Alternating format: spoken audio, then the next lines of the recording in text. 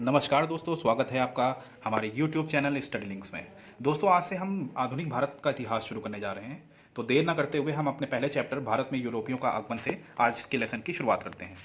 तो पहला क्वेश्चन है दोस्तों, कौन यूरोपीय व्यापारी सर्वप्रथम भारत आया था? तो ये इसका उत्तर सभी को पता होगा, पुर्तगाली सबसे पहले आए थे 1498 में।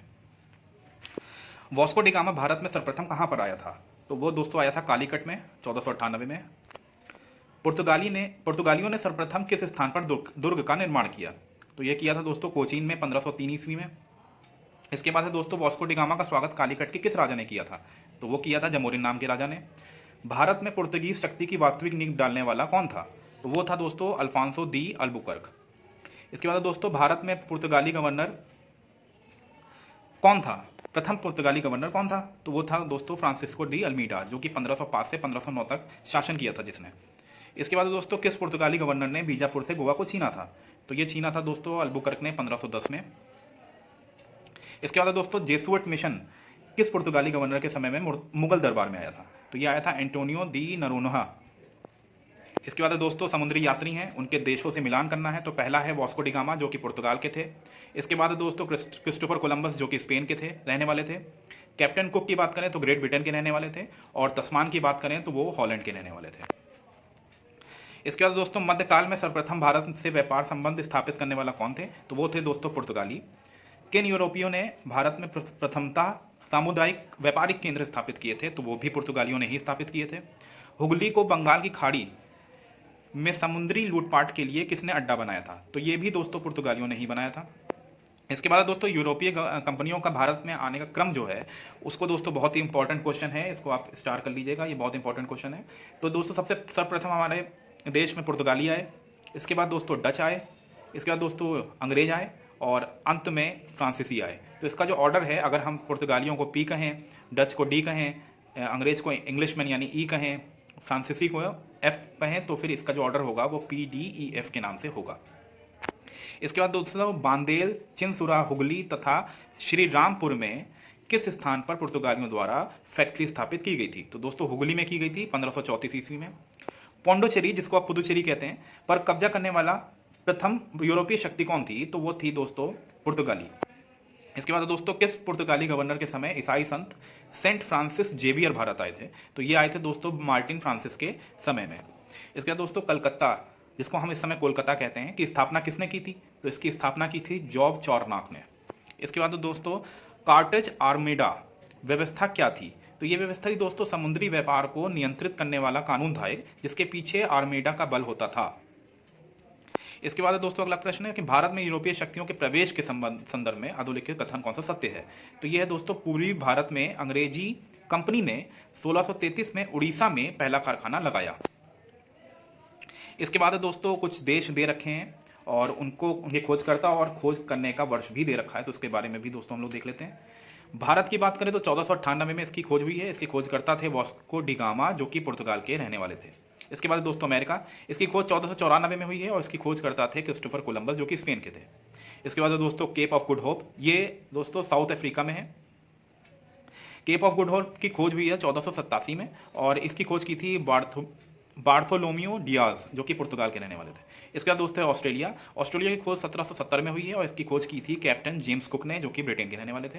इसके बाद दोस्तों न्यूजीलैंड, इसकी खोज 1642 में हुई है और इसकी खोज तस्मान ने की थी, जो कि हॉलैंड के रहने वाले थे।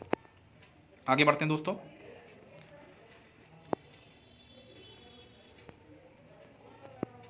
हमको सही कथन बताना है इसमें। तो सही कथन सीधा इसमें आंसर में ही लिखा हुआ है, डचों ने पुर्तगालियों को पराजित किया और आधुनिक कोची में उन्होंने फोर्ट विलियम्स का निर्माण किया। इसके बाद दोस्तों अगला प्रश्न है, लंदन में ब्रिटिश ईस्ट इंडिया कंपनी के गठन के समय भारत का बादशाह कौन था? तो भारत का बादशाह था अकबर, जिनका शासनकाल था 1556 से 1605 ईस्वी तक। इसके बाद दोस्तों अगला प्रश्न है, किस मुगल सम्राट के काल में इंग्लिश ईस्ट इंडिया कंपनी ने सर्वप्रथम भारत में कारखाना स्थापित किया? तो वो किया था जहांगीर के काल में। ब्रिटिश ईस्ट इंडिया कंपनी ने बंबई किससे लिया था? तो ये लिया था दोस्तों पुर्तगालियों से। पुर्तगाली व्यापार का मुख्य उद्देश्य क्या था? तो इनका दोस्तों मुख्य उद्देश्य था अरबों को पूर्वी व्यापार से हटाना।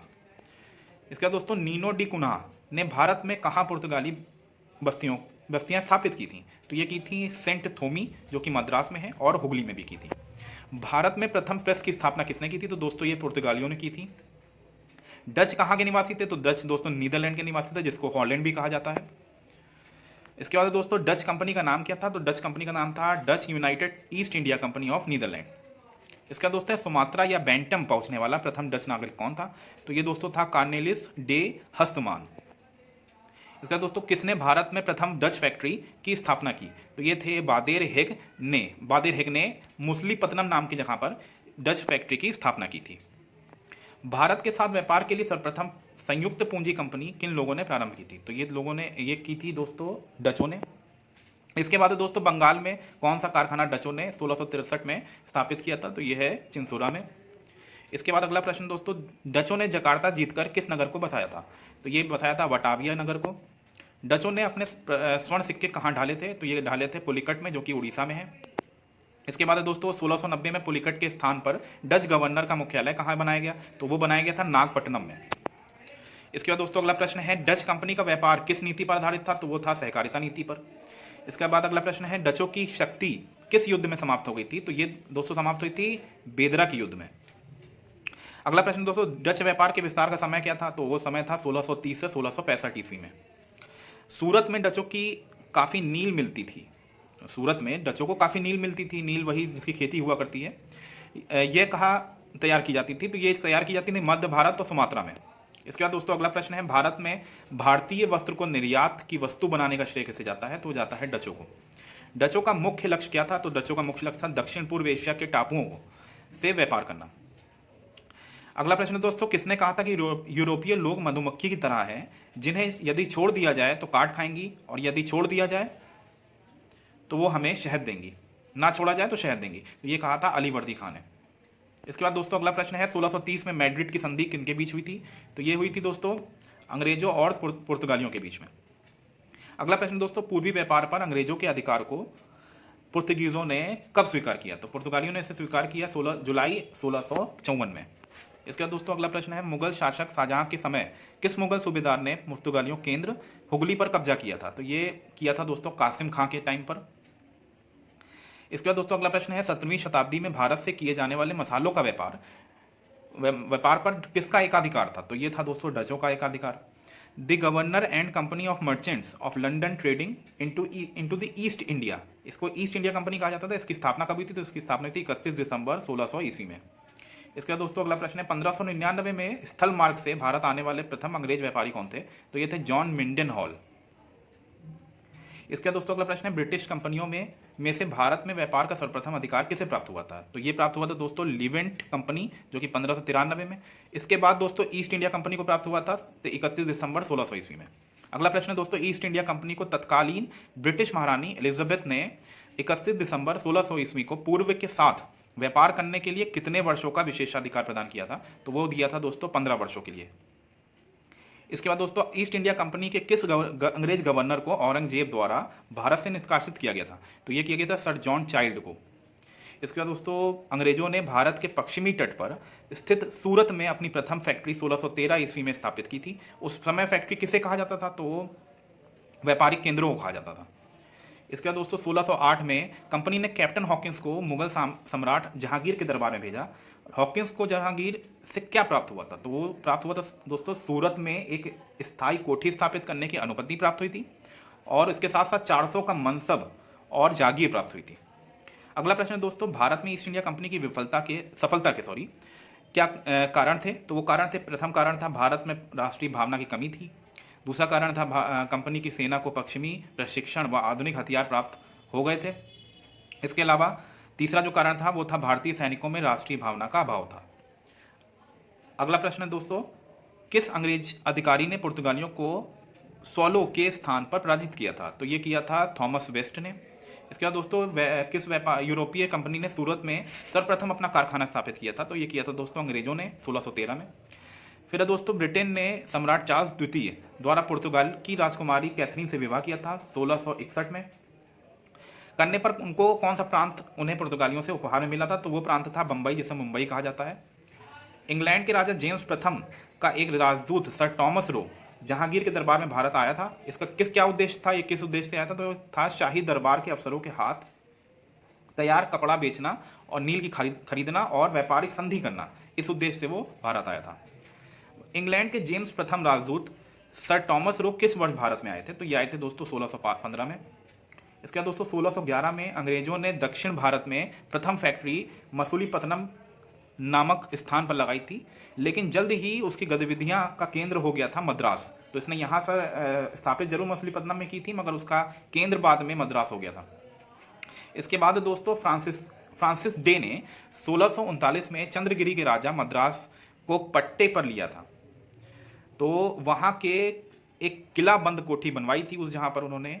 इस कोठी का क्या नाम था? इस कोठी का नाम था सेंट जॉर्ज फोर्ट। इसके बाद दोस्तों 1632 ईस्वी में गोलकुंडा के सुल्तान ने अंग्रेजों में को एक सुनहरा फरमान दिया था, जिसका उद्देश्य था 500 पैगोडा वार्षिक कर देने पर उन्हें गोलकुंडा राज्य स्वतंत्रता पूर्वक व्यापार करने की अनुमति प्रदान करना। इसके बाद दोस्तों जॉब चारबाग ने कलकत्ता शहर की स्थापना की, फोर्ट विलियम की भी स्थापना की, इसका निर्माण कराया, जिसका प्रथम अध्यक्ष कौन था? इसका प्रथम अध्यक्ष थे चार्ल्स आयरकूट। इसके बाद दोस्तों कौन सा युद्ध भारत में ब्रिटिश प्रभुत्व को प्रारंभ करता है? तो ये युद्ध है प्लासी का युद्ध। प्लासी का युद्ध है, ये 1757 ईस्वी में बंगाल में हुआ था। फ्रांसीसी ईस्ट इंडिया कंपनी की स्थापना किसके शासनकाल में हुई थी? तो ये हुई थी लुई 14वें का शासनकाल में, जो कि 1664 ईस्वी में हुई थी। इसके बाद दोस्तों कर्नाटक युद्ध का कौन सा तात्कालिक कारण था? तो इसका तात्कालिक कारण था अंग्रेजों द्वारा फ्रांसीसी जहाजों का अधिग्रहण। अगला प्रश्न है दोस्तों कर्नाटक युद्ध किन किन के मध्य लड़ा गया था? तो ये थे दोस्तों अंग्रेज और फ्रांसीसी। अगला प्रश्न दोस्तों कौन सा प्रथम यूरोपीय व्यक्ति था जिसने भारतीय राजाओं के झगड़ों में भाग लेने की नीति अपनाई थी? तो ये थे दोस्तों डुप्ले। भारत में फ्रांसीसियों ने अपना सबसे पहला कारखाना कहाँ लगाया? तो वो लगाया था दोस्तों सूरत में 1668 ईस्वी में। फ्रांसीसी दक्कन में शक्ति आंदोलन स्थापित करने में असफल रहे, क्योंकि दोस्तों यहाँ पे अंग्रेजों की फौज शक्तिशाली थी। इसके बाद अगला प्रश्न दोस्तों वह क्षेत्र जहां से यूरोप वासियों को सर्वोत्तम शोरा और अफीम प्राप्त होता था, तो वो था बिहार। इसके बाद दोस्तों डच, इंग्लिश, फ्रांसीसी एवं पुर्तगाली में से कौन सा एक यूरोपीय स्वतंत्रता पूर्व भारत में व्यापार के रूप में अंत में आए थे? तो वो थे दोस्तों, जैसा कि मैंने बताया था कि इनका ऑर्डर PDEF है, तो सबसे आखिरी में दोस्तों फ्रांसीसी आए थे, तो फ्रांसीसी यहाँ पर हमारा उत्तर है। इसके बाद दोस्तों अगला प्रश्न है कि अधोलिखित में से अंग्रेजों की भारत को कोई भी देन नहीं है, तो वो दोस्तों है मृदा के स्वरूप तथा उपज के गुणों के आधार पर भूमि राजस्व का मूल्यांकन, ये नहीं दिया था। युद्ध में चलती फिरती तोपों का उपयोग भी नहीं बताया था। इसके अलावा दोस्तों तंबाकू और लाल मिर्च की खेती भी नहीं दी थी। इसके बाद दोस्तों अगला प्रश्न है भारत में ब्रिटिश साम्राज्य का संस्थापक कौन था? तो वो था लॉर्ड रॉबर्ट क्लाइव। अगला प्रश्न दोस्तों स्वर्ग से उत्पन्न सेना नायक, इसके किसे कहा जाता है? ये कहा जाता है रॉबर्ट क्लाइव को। डचों ने पुर्तगालियों को पराजित कर आधुनिक कोची में फोर्ट विलियम का निर्माण कराया था, ये किस वर्ष कराया था? ये कराया था 1663 ईस्वी में। तो दोस्तों आज हमारा जो भी आधुनिक भारत का इतिहास हमने शुरू किया था वो यहीं पर समाप्त होता है। कल हम फिर से एक नया चैप्टर लेके आएंगे। तब तक आप हमारे चैनल को सब्सक्राइब करिए, लाइक करिए, कमेंट कर बताइए अपने सुझाव कि हमें और क्या क्या करना चाहिए। तो दोस्तों आज के लिए इतना ही, धन्यवाद।